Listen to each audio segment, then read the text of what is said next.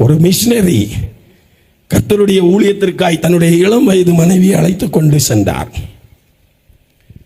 எங்கும் போய் தெரு தெருவாய் இயேசு ஜீவனோடு இருக்கிறார், அவர் உங்களுக்கு விடுதலை தர, உங்களை ஆசீர்வதிக்க, உங்கள் குடும்பத்தில் ஒரு சமாதானம் கொடுக்க இயேசு வருவார், இயேசு அற்புதம் செய்வார், இயேசுவை நம்புங்கள், ஒரு ஆத்மீக ரட்சிப்பு கிடைக்கும் என்று சொல்லி சுவிசேஷத்தை அங்கே அவர் அதிகமாய் சொல்லிக் கொண்டிருந்தார்.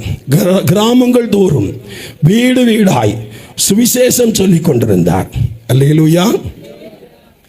இந்த சுவிசேஷம் சொல்லிக் கொண்டிருக்கும் போது நிறைய பேர் கர்த்தராகிய ஆண்டவரை ஏற்றுக்கொண்டார்கள். இயேசு கிறிஸ்துவை சொந்த இரட்சகராய் ஏற்றுக்கொண்டார்கள். இளம் வயதில் அவருடைய மனைவி கர்ப்பம் தரித்து ஒரு குழந்தையை பெற்றெடுத்தார்கள். சந்தோஷமாய் சுவிசேஷம் கை குழந்தையை ஏந்தி கொண்டு தெரு தெருவாய் ஒவ்வொரு இடங்களிலும் சென்று வீடு வீடாய் சுவிசேஷத்தை சொன்னார்கள். அன்பான தேவனுடைய பிள்ளைகளே, அந்த பிள்ளைக்கு 7 வயதானது. 7 வயதாகும் போது ஒரு கூட்டம் அந்த பகுதியில் இருந்து இந்த மிஷனரியுடைய சுவிசேஷத்திற்கு எதிராய் எழும்பத் தொடங்கினது. இவரை மிரட்டத் தொடங்கினது, இவரை அடிக்க தொடங்கினார்கள், ஒளித்திருந்து கல்லால் எரிந்து துன்பப்படுத்த தொடங்கினார்கள். ஆனால் எள்ளளவும் அசையாதபடிக்கு தன் 7 மகனுக்கு இயேசுவின் அன்பை அவர்கள் வசனத்தின் வழியாக அதிகமாய் அவர்கள் புகட்டினார்கள். என்னுடைய அன்பு தகப்பனே, என் அன்பு தேவனுடைய பிள்ளையே, சபையே, தேசமே, வாலிப சகோதர சகோதரிகளே, உங்கள் பிள்ளைகளுக்கு நீங்கள் வேத வசனத்தை நீங்கள் புகுத்துறது உண்டா? வேதத்தை படிக்க வைக்கிறது உண்டா? வேத வசனத்தின் ஆழங்களை சொல்லுகிறது உண்டா? அல்லேலூயா. ஆண்டவர் உங்களோடு பேசுகிறார். இந்த இளம் மிஷனரி எள்ளளவும் பயப்படாம தன் மகனுக்கு இயேசுவின் அன்பை சொன்னார், கிராமங்களுக்கு சொன்னார். அந்த பகுதி முழுவதும் அநேகர் இயேசுவை ஏற்றுக்கொண்டார்கள்.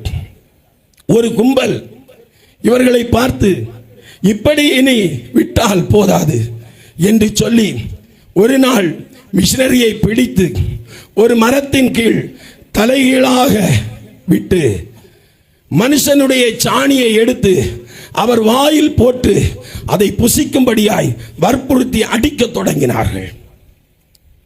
அவருடைய வாயிலே மனுஷ சாணியை பல முறை அவர்கள் எறிந்தார்கள். அவரை மிகவும் துன்புறுத்தினார்கள். அடிக்க அடிக்க இரத்த வெள்ளம் அவருடைய சரீரத்திலிருந்து பூமியிலே விழத் தொடங்கினது. மிஷனருடைய மனைவி தேம்பி தேம்பி அழுதார்கள். ஒரு கூட்டம் பிள்ளையை கட்டி வைத்துக் கொண்டு தன்னுடைய மனைவியை அவருடைய கண்ணெதிரே தலைகீழாக பார்க்கும்படியாய் நிர்வாணமாக்கி மானபங்கம் பண்ணி கொலை செய்தார்கள். என் அன்பு தேவனுடைய பிள்ளைகளே, அந்த மிஷனருடைய மனைவி கொலை செய்யப்பட்டார்கள். அவர்கள் மரித்து போனார்கள். மிஷனரி குற்றுயிராய் தன்னுடைய இரத்தத்தை சிந்தி பூமியிலே அவர் அப்படியே இரத்தத்தை சிந்தி கொண்டிருக்கிறார். திடீரென்று ஒருவன் வந்து அவருடைய கழுத்தை அறுத்து விட்டான். 7 வயதான மகன் அப்பா என்று சொல்லி கத்தினான். அவன் அப்படியே மயக்கம் அடைந்தான். அவனுடைய கட்டை அவிழ்த்து விட்டார்கள். கட்டி வைத்திருந்த மிஷனரியை அவர்கள் அவுத்து கீழே போட்டார்கள். கிராமத்தார் இயேசுவை ஏற்றுக்கொண்டவர்கள் அத்தனை பேரும் சுற்றி நிற்கிறார்கள். இயேசுவை ஏற்றுக்கொள்ளாதவர்கள் அத்தனை பேரும் சுற்றி நிற்கிறார்கள். ஒருவரும் அந்த பிணத்தை எடுத்து புதைக்க முன்வரவில்லை. காரணம், இவர்களை பார்த்து பயந்து கொண்டிருந்தார்கள். இந்த எளிய சகோதரன் 2 பேரையும் இழுத்து கொண்டு வந்து தன்னுடைய கையால அந்த மண்ணை தோண்டி அப்படியே புதைத்தான். அல்லேலூயா.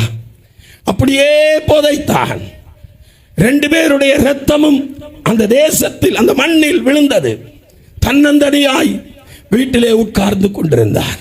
ஒரு நாள் பகல் ஒரு 1:45 மணி அளவிலே மனுஷ தோற்றத்திலே ஒரு மனுஷ குமாரன் இவரை பார்க்கும்படியாய் நடந்து வந்தார். இந்த தம்பி அப்படியே உலகத்திலே ஆகாரம் இல்லாமல் புசியாமல் அவன் வேதனையில இருக்கும்போது நாம் பிரசங்கித்துக் கொண்டிருக்கிற உயிருள்ள தேவன் அவன் அருகே வந்து உட்கார்ந்தார். அல்லேலூயா. அவன் அருகே உட்கார்ந்து அவனை ஆசீர்வதித்தார். அல்லேலூயா. அந்த கிராமம் முழுவதும் ஒரு கொடிய வியாதி பரவத் தொடங்கினது. இந்த சகோதரன், இந்த சின்ன பிள்ளை யார் மேல் கரத்தை வைக்கிறானோ அவர்கள் குணமடைய தொடங்கினார்கள். அல்லேலூயா. அதுதான் இயேசு கிறிஸ்துவின் அன்பு, அதுதான் இயேசு கிறிஸ்துவின் வைராக்கியம். ஆண்டவர் அவனை ஆசீர்வதித்தார். பெற்றோரை இழந்தவன் இயேசுவுக்காய் யுத்த களத்திலே இறங்கினான். இயேசுவை குறித்து தைரியமாய் சொன்னான். என் அன்பு சகோதரா, வாலிபனே, நீ படித்திருக்கிறாய். சகோதரியே, நீ படித்திருக்கிறாய். தகப்பனே, தாயே, வேதத்தை 10 முறை 5 முறை 7 முறை 20 முறை படித்திருக்கிறாய். இயேசு கிறிஸ்துவின் சுவிசேஷத்தை சொன்னது உண்டா? அல்லேலூயா.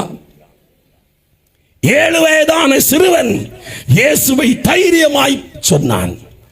அநேகர் வியாதியிலிருந்து, அநேகர் பிரச்சனைகளிலிருந்து அங்கே ஆசீர்வதிக்கப்பட்டார்கள். அல்லேலூயா. தாயும் தகப்பனும் சிந்தின ரத்தம் ஒருபோதும் சும்மா போகவில்லை. அந்த தேசத்தில் எழுப்புதல் உண்டானது. அல்லேலூயா. பல சபைகள் உண்டானது. எவர் எவர் இவர்களுக்கு எதிராய் எழும்பினார்களோ அவர்களும் சந்திக்கப்பட்டார்கள். அல்லேலூயா. அவர்களும் சந்திக்கப்பட்டார்கள். நீங்கள் எப்படி வாழ்ந்து கொண்டிருக்கிறீர்கள்?